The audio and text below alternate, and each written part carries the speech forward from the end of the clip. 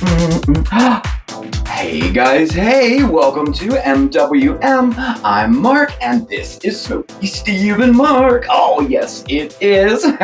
Welcome back. Oh, it is so nice to see you. It's been a minute, hasn't it? We didn't do any MWMs last week at all, but today it's MWM on a Monday, so that's Mondays with Mark. Woohoo, right? No, I'm kind of liking this because what I figure we'll do is, if I'm seeing you on a Monday, it'll be Mondays with Mark. If it's any other day of the week, it'll be MWM. I like that idea, but no, actually I have been liking our new kind of relaxed schedule. This is a really it's a busy time of year, what with the garden and everything. I'm pulled in a lot of different directions with work and home and the garden. There's only so many hours of, a time, light out there that I can get the garden in. And especially right now, it's time sensitive. Got to get those plants in, and plus, Stephen and I both have been experiencing some mental and physical health challenges lately, but they seem to be getting better, every spring. Gosh, but this year was particularly more of a challenge. I'm not really sure, but we have a lot to update you on in our mental health video, which will be out this week. Finally will be out this week, along with some other stuff too. But I'll tell you, tonight we're gonna have a really good time because, y'all, it's another time warp. Oh yeah, I have the magic remote control all warmed up and ready to go.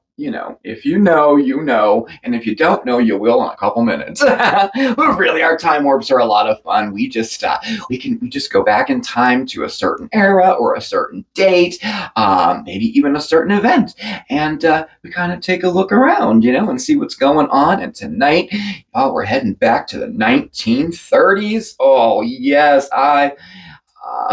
one of my favorite decades, and we'll get into that a little bit later. But first, we got to get caught up a little bit, right? We have a recipe to do. We have some, how shall we put it? Some weird and strange, sometimes spooky, sometimes just quirky, but all the time obscure facts about news stories of that era. Oh, they're so interesting, and some of them are so funny too.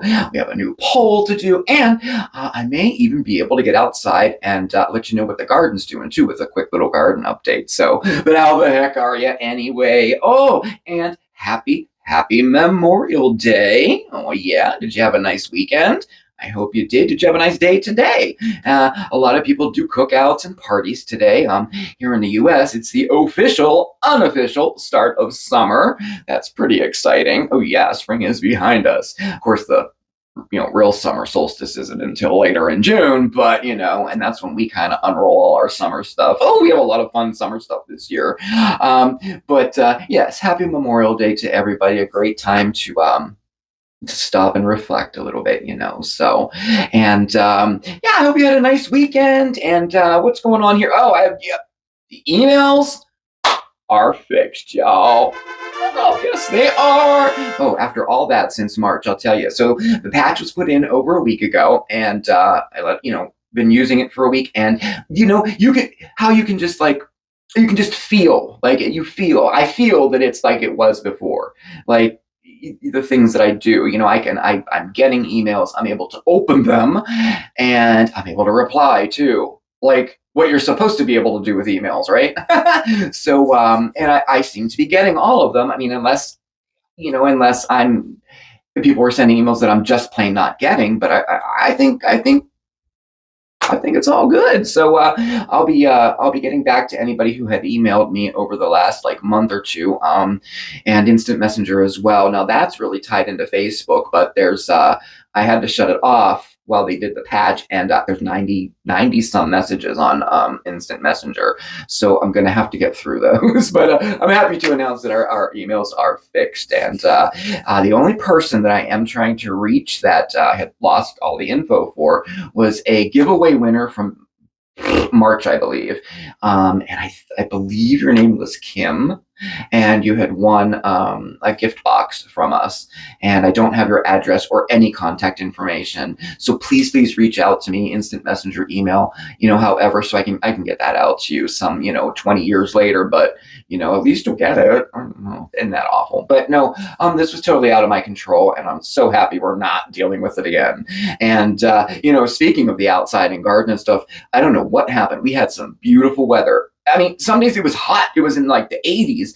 And then boom, a cold front came by, and it's been cold and rainy for the last week. And it's the kind of rain that's like all day, but like on and off and on and off. So when it stops, I run out to the garden, work a little bit, get some stuff done, come back in when it starts raining again. But it is so cold, y'all. We had the electric heating blankets on last night. It went down to 52 degrees in the thermostat in the living room. And Oscar, he's cold too, but he loves.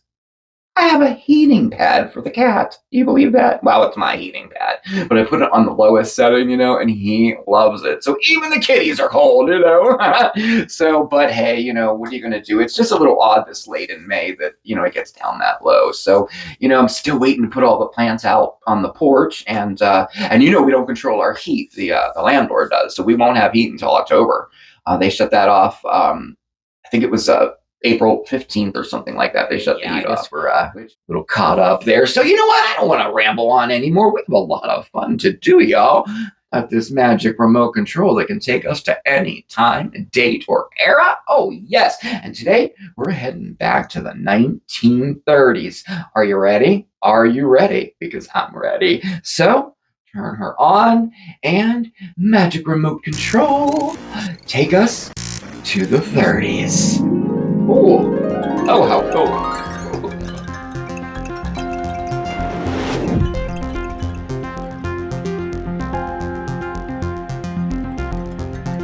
I am making a direct and frank appeal to the country.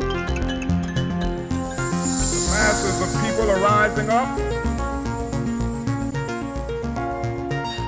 The 1930s, a decade marked by the Great Depression, saw significant changes, both economical and social, like the rise of radio and cinema as popular forms of entertainment and the establishment of Social Security. And furthermore, innovative inventions all emerged during this era, like the ballpoint pen, or the electric shaver, just to name a couple there. Now, the 1930s weren't as decadent as the 1920s, that's for sure. I mean, being overshadowed by the Great Depression, the entire era saw massive unemployment, and folks were forced to either sell their homes or their homes were foreclosed on.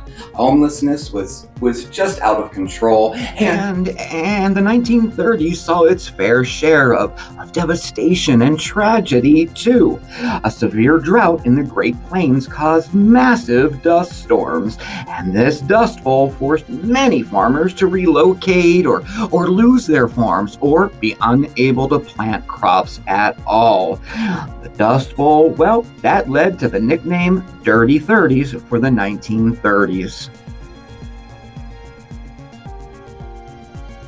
The Hindenburg disaster is one of the most tragic air accidents of all time. The ill-fated airship LZ-129 Hindenburg burst into flames as it attempted to dock at the Naval Air Station Lakehurst in Manchester Township, New Jersey. This was on May 6, 1937. The event was well covered with dozens of photographs, videos, and eyewitness reports. This single disaster marked the end of the airship era and, tragically, led to the deaths of 35 of the 97 passengers on board.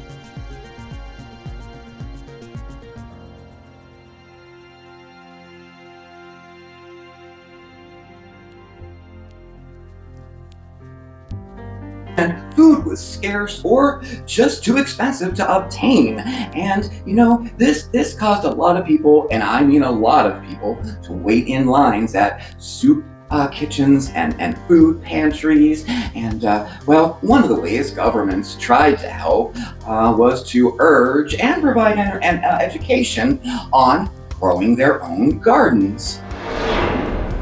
And it worked! people, I mean a lot of people, started planting their own gardens. I mean, and you know, this helped out with all kinds of things, not just being able to provide foods for their family, but it also helped, you know, unemployed fathers and heads of households could get a little more pride knowing that, well, they were doing what they can to help their families out, you know. And the 30s gardens, well, it was seen as a means of self-sufficiency and resilience, and it helped with mental health issues like depression and anxiety. Folks learned a new trade and a new hobby, and I guess most importantly, they were able to provide food, produce, and well, fruits and herbs and vegetables for their families. I mean, you couldn't go wrong with it, really. And it ultimately led to community initiatives like the Victory Garden. Oh, how cool, right? Well, you know what? Why don't we come back to real time for just a second? Because I've already clipped some fresh parsley and some fresh chives, and I have a fantastic recipe that's going to use these up, y'all. I think this is going to be great. And strangely enough, this recipe has ties to the 1930s. So come on, let's head into the kitchen and whip something tasty up with this quick bite. Come on, let's go. But before we do that, I thought this would be a perfect opportunity to do just a quick little garden update to show you what my garden's doing. So we have our first plot all finished and planted. So over in the front there, we have our cabbage, looking good. And this is all celery going down there. And along the edges here, right by the fence, we have peas all planted. They haven't come up yet. And then over here, we have whole beans. Very, very nice. You already saw this, but we have our Brussels sprouts in. And then I was able to move the pallets up about 50 feet there.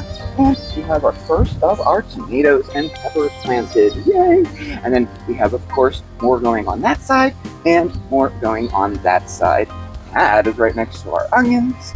Our potatoes have grown more, and there's still more coming up over here. Our garlic, y'all, is looking really good. And I was able to thin out some of our carrots there. And then I began to complete our little drain here, or I don't know, like a French drain kind of a thing here.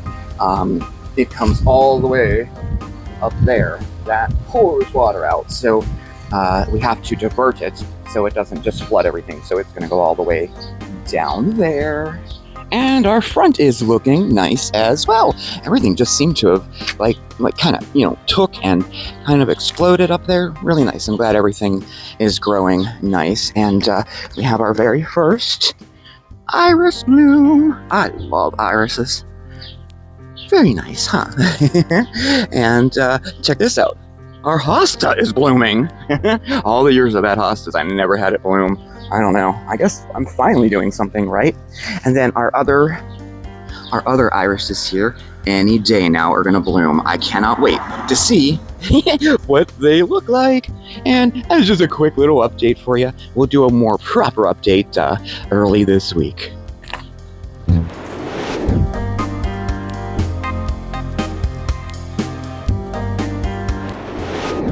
Okay, from the outside to the kitchen, here we are. Today we're gonna make a chicken bacon ranch croissant pie. Oh yeah, it's so delicious, y'all. So let's get started. Here are the ingredients.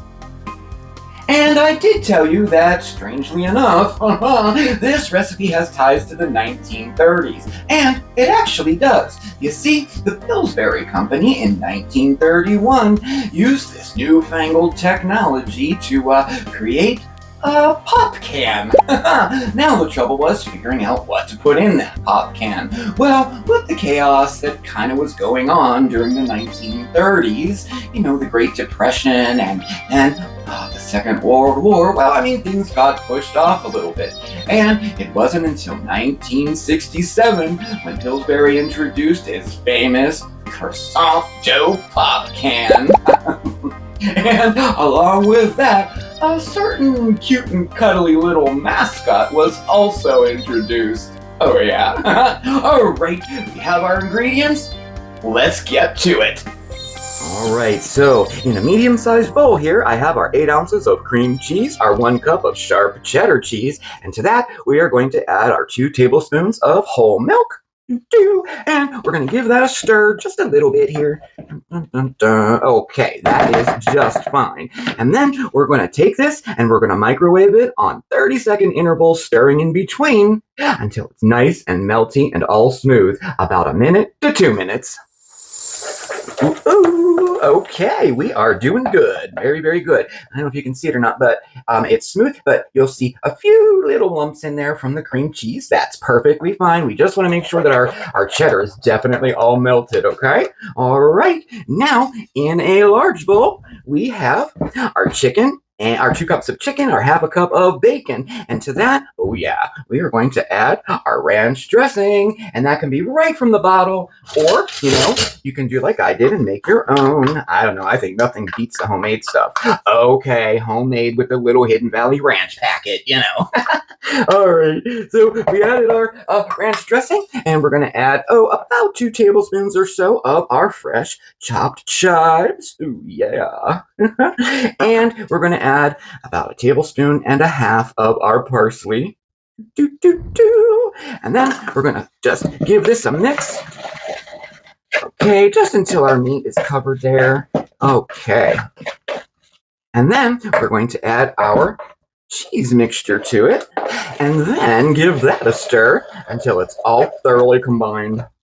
I don't know, this is so good. This is about, I'm going to say, probably the 4th time I've made this. I like this recipe. It comes together real quick. It's fun to do. And, need I say, it's pretty darn delicious. All right, now that that's mixed up, we're going to pour that concoction right into a pie plate, which we have sprayed with non-stick cooking spray. Okay. And we are going to spread that all out along the bottom. Okay, so now we have all of our croissant rolls out of their pop can and separated into 8 triangles here. And then we're going to take our cheese sticks here and we're going to place them right at the long end here. And then we're going to fold the end over and over and then twist it. Oh, yes. And then kind of pinch it down just a little bit there. So you have a kind of a stuffed crust croissant.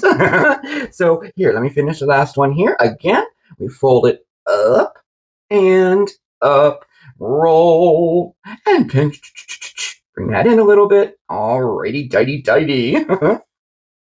And now we are just going to take all of our cheese stuffed croissants here, and we're just going to kind of lay them in our pie plate here in a kind of a pattern, all the way around with our points in the middle there. Some will overlap, some won't. And okay, there we go.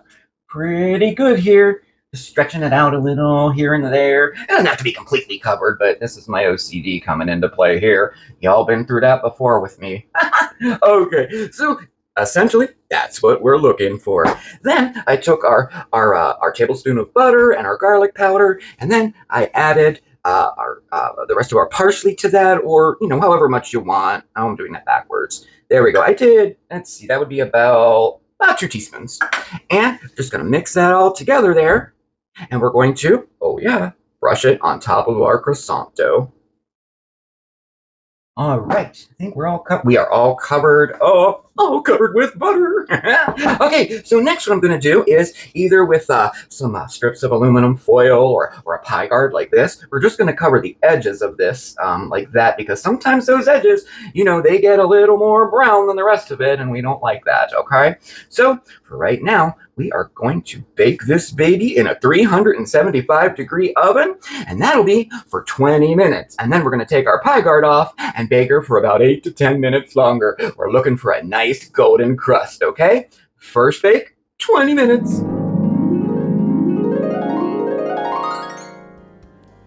Oh, check her out, y'all.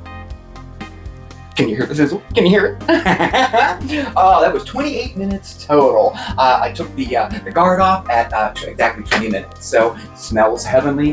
The only thing left to do now, is to top her off with some of our reserved fresh chives. Oh yeah! And there you have it, our chicken bacon ranch with loose ties to the 30s. Hi! Oh yeah!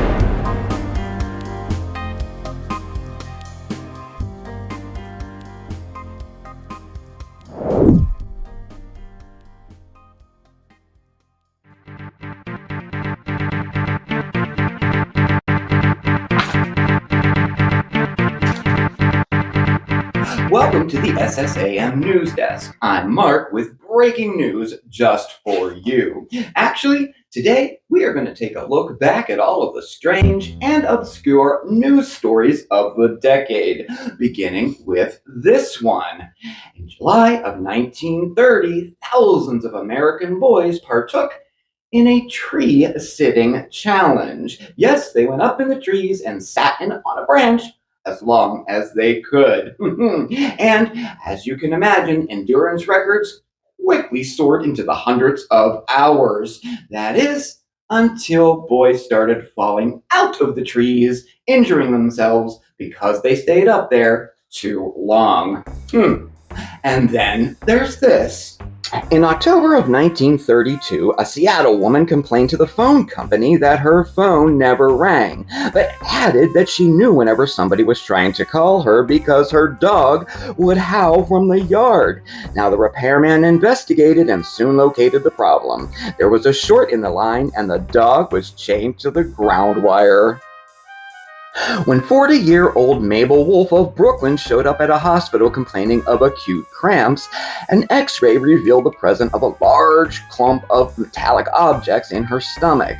In the hour-long operation that followed, surgeons removed over 1,200 pieces of hardware weighing 1 pound and 3 ounces. Now, remarkably, the items hadn't done any serious damage. Miss Wolfe said that she had eaten all the objects 5 years earlier while working at a Manhattan hardware store. Now, when pressed further, she explained, "I really don't know why I ate all of that. I guess I was just trying to be funny." News photographer Al Mingaloni was on assignment in Maine trying to get photos from a balloonist's point of view. But with 27 balloons pulling him upwards, the safety line keeping him tethered, well, it snapped, sending him drifting across the countryside some 13 miles before a local Catholic priest, Reverend James Mullen, who happened to be a crack rifle shot, managed to shoot enough of the balloons to bring him safely back to the ground. In 1937, Arthur Dean Lindsay filed deeds of claim, claiming ownership of the sun, the moon, the stars, and all of the planets except Earth. He also declared that he boasted he was the richest man in the universe. However, later the same year, he also reported he was bankrupt. When the San Francisco Mint opened in 1937, it was advertised as being invasion-proof, bomb-proof, earthquake-proof, fireproof, and outfitted with the latest high-tech anti-robbery gadgets. However, a year later, 2 15-year-old boys managed to break into it by climbing up a drain pipe and entering through a second-story window, which had been left open for ventilation. They were discovered in the pending room by a guard. The boys said it had been very simple to get in, and they had done it, well, just to see if we could. In January of 1939, Kentucky farmer Albert Clark reported that one of his hens had laid an egg in the shape of a light bulb. After days of continuously staring at a light bulb he had recently hung in the hen house, he suggested that the misshapen egg was an unforeseen result of rural electrification and sent the egg to the Rural Electrification Administration in Washington, D.C. And this was proof of the effect of light bulb fixation. And for our final story today, in March of 1939, for the first time ever, a bird was transported over 20 miles via another bird. Yes, a canary was placed inside of an aluminum tube and strapped to the back of a carrier pigeon. This carrier pigeon flew from New Jersey to New York City with his cargo. Interesting, huh? Okay, strange. And that was just a few of the most obscure news stories of the 1930s. I'm Mark, and this is the SSAM News Desk. Thank you for watching.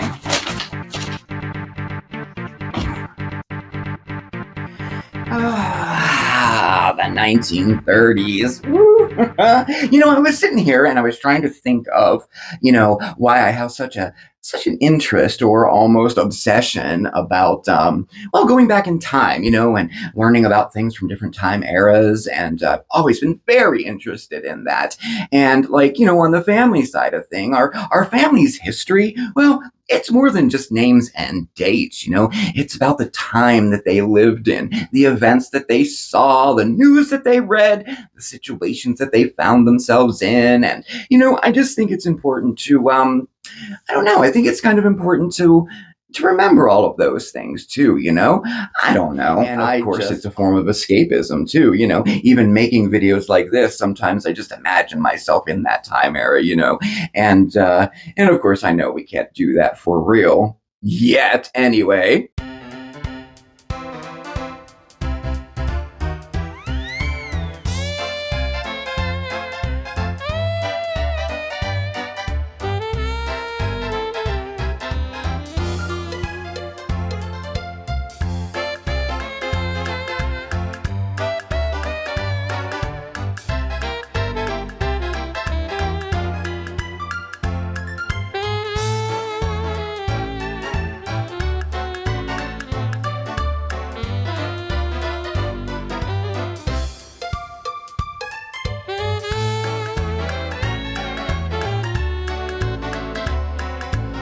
And of course, the 1930s, it was overshadowed with chaos and dismay. But, that's not to say that there weren't fun and happy times as well. One thing, especially with cinema. Oh, the 1930s saw the rise of cinema. Oh, and this time with sound, y'all. What an amazing time to live in, right? To be able to see a movie for the very first time with sound. Oh, that would be so, so cool. And interestingly enough, all of these little low budget studios started popping up and pretty much mass producing mystery and thriller movies. And you know me, I think this is why the 1930s is one of my favorite eras for cinema, because you know me, I love the thrillers and the mysteries. And there were so many put out, and these were typically very low budget movies, and the equivalent to today's B movies, and they put so many out that they actually got the nickname Poverty Row movies, and some of my personal favorites, the Bat Whispers, the Black Raven, the Cat and the Canary, and Sherlock Holmes and Charlie Chan and the Old Dark House. Oh, I just love them. So, and at this time, people still were able to go to the movies, and they flocked to the cinemas. They flocked there to see the old classics, and cinema would change forever with the release of The Wizard of Oz in 1939, and this time in brilliant Technicolor. Oh yeah, how awesome would that have been to see, And this one of the greatest movies of all time. Here's an interesting fact. When MGM produced this movie, they spent a lot of money on it despite the state of economics in the 30s, And, they did not even turn a profit until its re-release in 1949. That's pretty interesting. All right, well, before I let you go today, we have a new poll for you. And this time, we want to know, what is your favorite date, time era, event? You never know. You never know where we're going to go in our next Time Warp video. And this poll is going to help me out a lot. Plus, we're very interested too.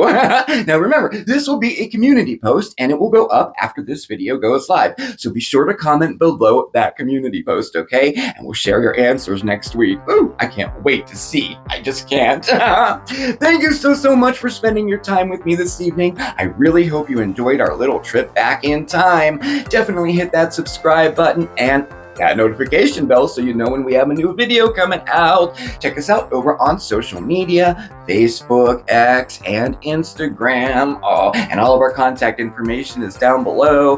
That would be our post office box. Oh yeah, and our now working email address. Thank you again, everybody. You have a fantastic week. And I'll see you next time. Ciao, everybody. Say bye, Bandit. Time to go back to real time.